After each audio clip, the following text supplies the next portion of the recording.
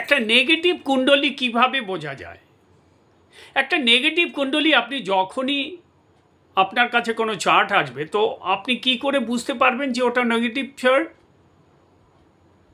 তার প্রথম কারণ হলো সেই চারটির মধ্যে মাঙ্গলিক দোষ থাকবে।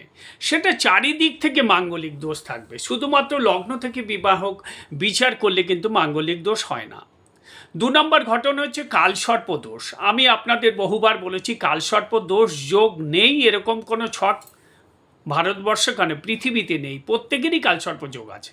তো এই কালসর্প যোগটা কতটা ভয়ঙ্কর, কতটা ক্ষতিকারক, সেটা আপনাকে ছকের বিচারের মাধ্যমে দেখতে হবে।